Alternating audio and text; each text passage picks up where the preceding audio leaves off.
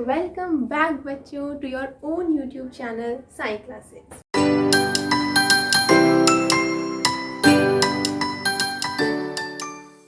तो आज से हम लोग फिर से स्टार्ट कर रहे हैं अपनी जनरल ऑर्गेनिक केमिस्ट्री की क्लासेस। यानी कि अब हम लोग जो हमारी क्लास 11th के अंदर चैप्टर है जनरल ऑर्गेनिक केमिस्ट्री का, उस चैप्टर को पूरा कवर करेंगे इन मेनी वीडियोज़, यानी पूरी सीरीज़ रहेगी।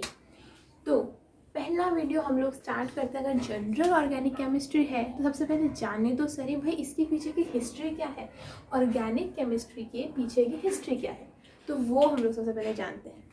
तो सबसे पहले हमारे जो कंपाउंड्स हमें इस नेचर में मिलते हैं, उन कंपाउंड्स को हमारे साइंटिस्ट ने दो पार्ट्स में डिवाइड कर दिया था। कौन से दो parts? Organic compounds and inorganic compounds. तो ऑर्गेनिक कंपाउंड्स कौन से थे? उन्होंने देखा कि जो जो कंपाउंड्स हमें लिविंग ऑर्गेनिज्म से, इधर प्लांट्स, एनिमल्स, ह्यूमन बींग्स, इनसे मिल रहे हैं, लिविंग सोर्स से मिल रहे हैं, उन कंपाउंड्स को उन्होंने ऑर्गेनिक कंपाउंड्स कह दिया। और जो कंपाउंड्स उन्हें मिनरल्स के अंदर से, माइंस से या फिर नॉन लिविंग सोर्सेज से मिल रहे थे, उन्हें उन्होंने इनऑर्गेनिक कंपाउंड्स कह दिया। तो ये दो क्लासिफिकेशन हुए सबसे पहले कंपाउंड्स के।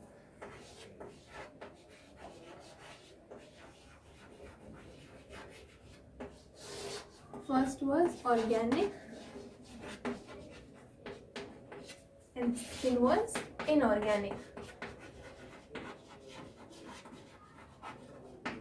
So organic compounds मिले हमें living sources से, living sources जैसे कि plants, animals, human beings, ये सब living sources के अंदर आते हैं। तो यहाँ से जो या इनके अंदर जो हमें कंपाउंड्स मिल रहे थे वो ऑर्गेनिक कंपाउंड्स थे, और जो हमें नॉन लिविंग सोर्सेज से मिले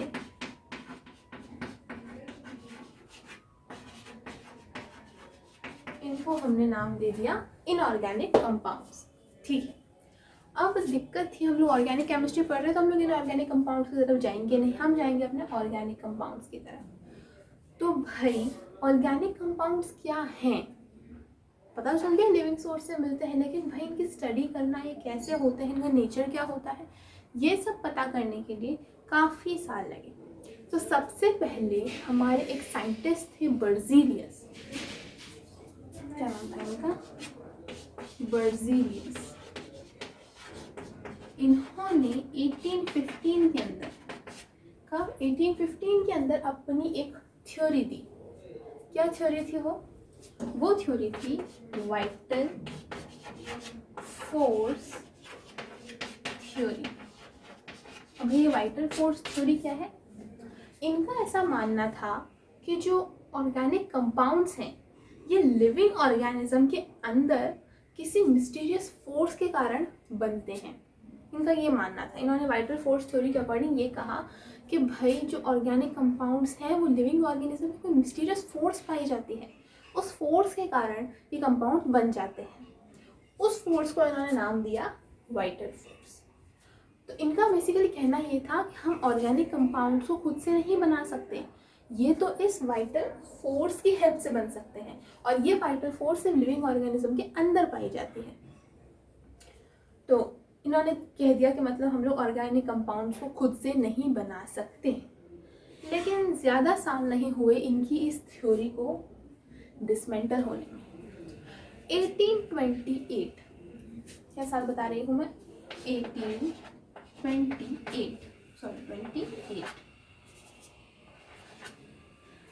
मात्र 13 साल के अंदर 1828 में एक बहुत ही बड़ा, कहते हैं ना, एक चेंज आया सडनली, कि कुछ नया हो गया, एक्सीडेंटली ही सही कुछ नया हो गया।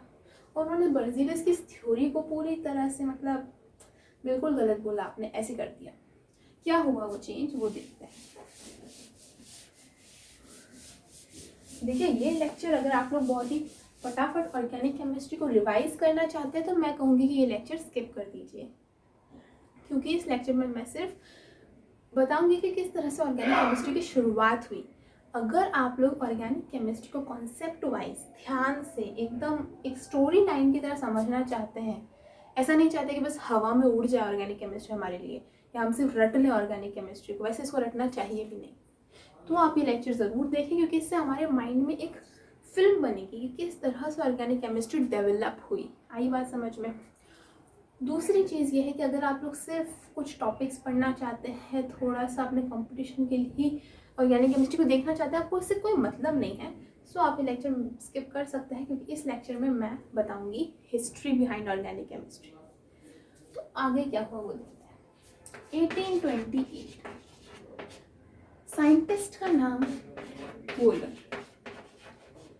इन्होंने एक्सीडेंटली एक ऑर्गेनिक कंपाउंड लैब में बना दिया।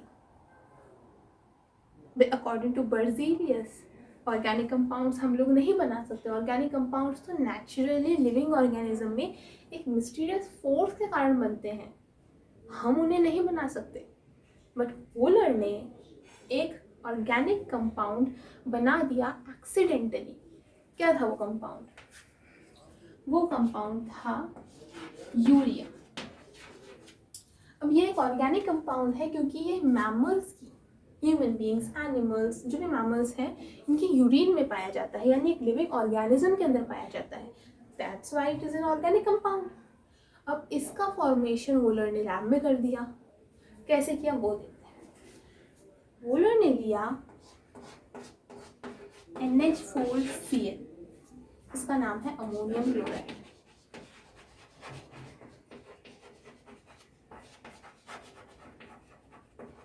और इसकी रिएक्शन करवाई इन्होंने KCN के साथ, KCNO के साथ, पोटेशियम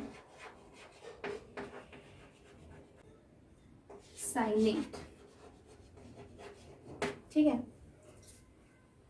अब हुआ ये कि जब उनकी रिएक्शन हुई तो रिएक्शन होने पे हमें मिला यहाँ पे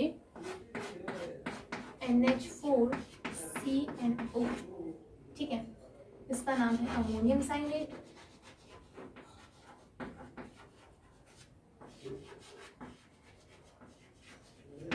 और साथ में मिल गया KCl। अब ये अमोनियम साइनेट जो है ना, ये एक इनऑर्गेनिक कंपाउंड है। ठीक है, क्या है? इनऑर्गेनिक कंपाउंड, एक इनऑर्गेनिक कंपाउंड है। लेकिन अगर मैं इस NH4CNO को, इस NH4CNO को जब किया गया हीट, ये हीट का सिंबल है, हीट किया जब, तो इस NH4CNO ने कुछ अलग नहीं किया, इसने अपने आप को रीअरेंज कर दिया। इधर का एटम जुड़ के उधर इसने अपना रीअरेंजमेंट क्रिएट कर दिया। ठीक है, यानी कि कंपाउंड ना ब्रेक हुआ है, ना कोई नए कंपाउंड का फॉर्मेशन ऑफ कोर्स हुआ है, लेकिन ऐसा नहीं है कि इसमें से कुछ निकला है, इसी में ही रीअरेंजमेंट हुआ है। ना इसमें कुछ ऐड हुआ, ना इसमें से कुछ निकला, इसने ही अपने आप को रीअरेंज कर लिया। इधर का एटम उधर जाके जुड़ गया, इस तरह से रीअरेंजमेंट कर लिया और एक कमाल का कंपाउंड बना NH2 C double bond O NH2, which is the formula of urea. अब ये एक इनऑर्गेनिक कंपाउंड था और जो बना ये एक ऑर्गेनिक कंपाउंड था।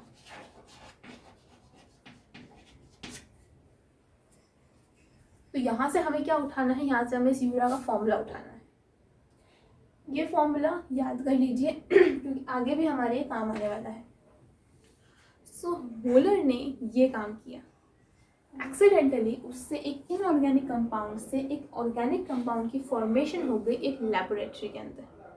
और यहाँ से बर्जीलियस की जो वाइटल फोर्स थ्योरी थी वो पूरी तरह से मतलब गायब हो गई, वॉश ऑफ हो गई।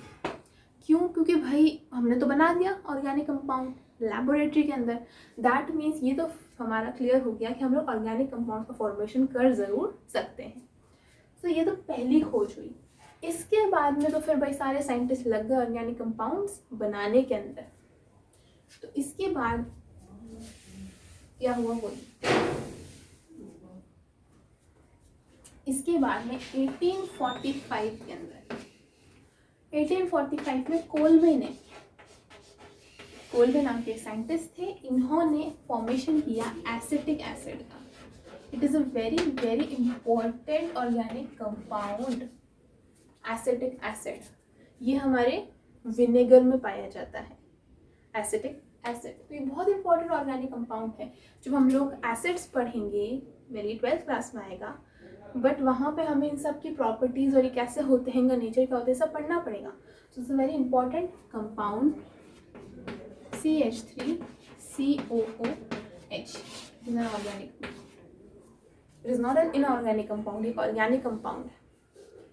एसिटिक एसिड, ये इसका फॉर्मूला होता है. इस फॉर्मूले को भी अच्छे से याद कर लीजिए.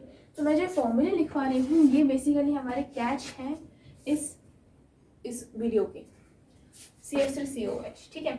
इसके बाद हमारे बर्थलॉट साहब, बर्थलॉट नाम के एक साइंटिस्ट ने एक और ऑर्गेनिक कंपाउंड की फॉर्मेशन करी, and that is the very basic organic compound. क्या था वो, चलिए देखते हैं. 1856, 11 साल बाद बर्थलॉट ने, इनका नाम बर्थलो है, बर्थलॉट नहीं है, मीथेन का फॉर्मेशन किया.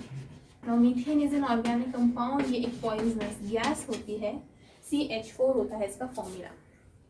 इसका फॉर्मेशन भी लेबोरेटरी में हुआ बाय बर्थलॉट.